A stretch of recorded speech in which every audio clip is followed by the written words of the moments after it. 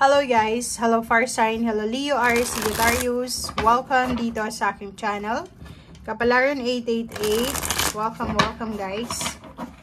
Alamin natin kung anong messages, vibration, gabay energy para sa inyong lahat. General daily tarot reading para sa lahat ng Leo, Aries, Sagittarius. Wow! 8 of Water. Okay. So, meron ka ditong 8 of Cups ngayon. Sa araw na ito, Fire Sign, Leo, Aries, Sagittarius. Sinasabi ng baraha dito na may pagkakataon ka sa araw na ito na kung ano yung pinaniniwalaan mo, mangyayari ito. So, parang it's a power of manifestation. Okay? So, sa araw na ito, if ever man nakulang ka sa confidence, sa self-confidence, if ever man kulang ka sa motivation, kulang ka sa determination, isipin mo na walang swerte sa mga taong walang tiwala sa sarili. So, ibig sabihin, ikaw mismo, sarili mo mismo, yung magdadala ng swerte sa buhay mo.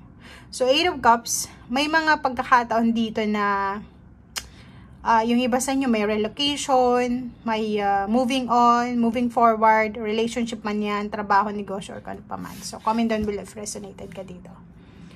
Okay, thank you.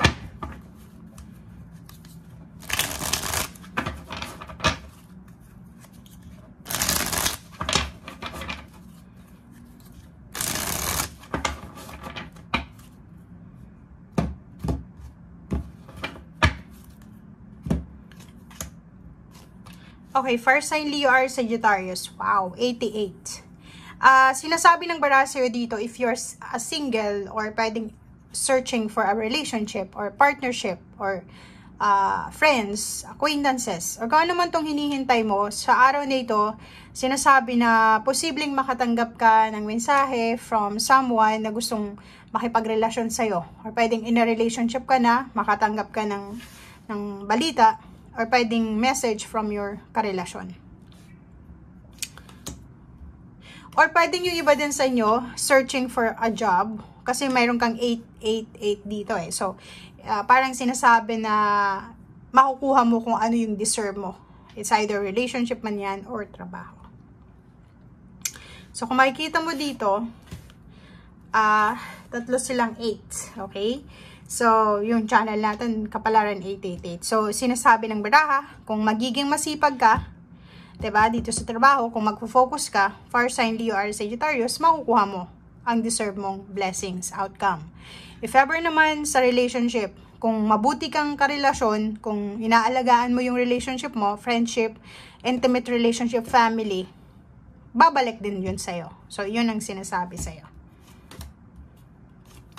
Okay, Fire Sign, meron kang 4 and 6, 6, 7, 8, 9, 10. Completion. So, sinasabi dito ng baraha sa'yo na may iba sa inyo dito na naghihintay. Pwedeng may Fire Sign, especially Leo, or lahat kayo, Leo, Sagittarius, Aries. Naghihintay kayo ng tulong pinansyal. Pwedeng humihingi kayo ng tulong sa kapamilya nyo. Like, pautangin kayo or humihingi kayo ng tulong para sa mga personal needs nyo, sa bills or kano pa man.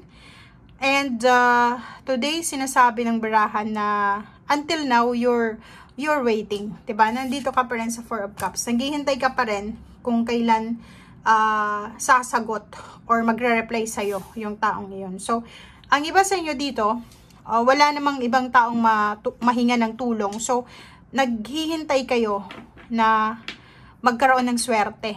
Or pwedeng naghihintay kayo kung kailan papasok yung swerte sa buhay nyo, or pwedeng may ibang tao kang kakilala na pwede kang pautangin or pwede kang i-recommenda sa trabaho. So, yun yung hinihintay mo, yung reply, yung confirmation, yung balita. Okay, so meron naman ditong Knight of Cups and wow. So, if you're a single, related to dito, similar lang siya. If you're single, may nakikita tayo ditong future relationship.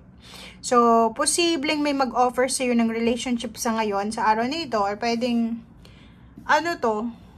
ex, pwedeng ganun, or pwedeng dating kakilala, or pwedeng bagong kakilala, na parang hindi mo ini-expect na makakasama mo siya for the next few years. Comment down below if may naliligaw sa'yo or naliligawan ka.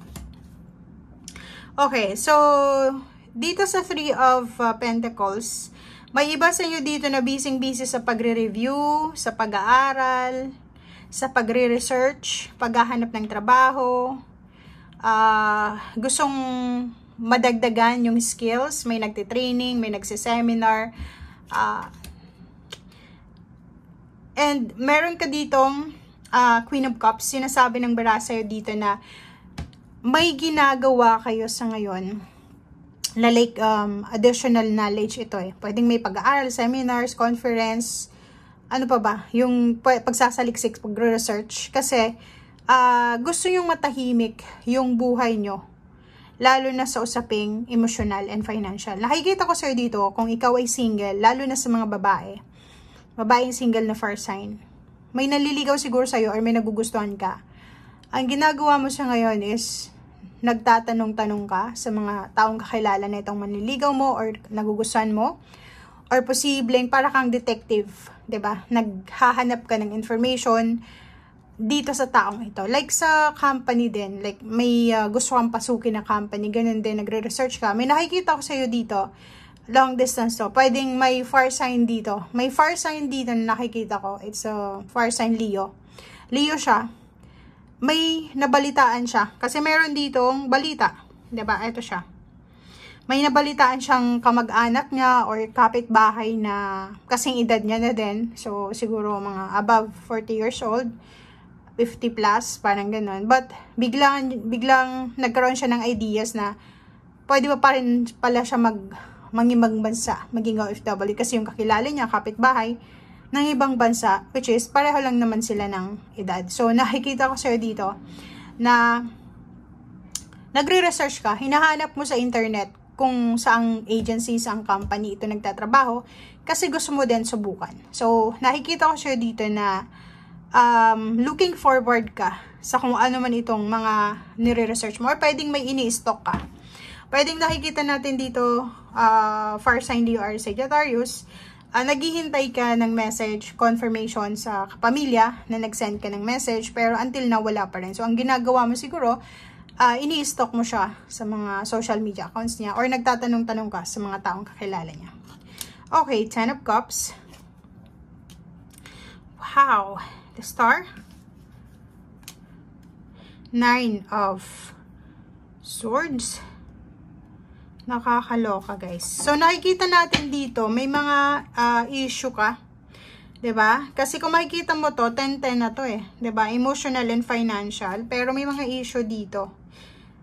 May Emperor and the World card. So, yun ang nakikita ko. 'Di ba? It's a confirmation, guys, doon sa sinabi ko sa'yo kanina na nagre-research ka kung paano ka makakaalis ng bansa, paano ka magiging OFW siguro, or pwedeng may nire-research ka na isang bagay, isang trabaho, isang company. So, pinag-aaralan mo kung paano ka makakapasok dyan sa company na yan.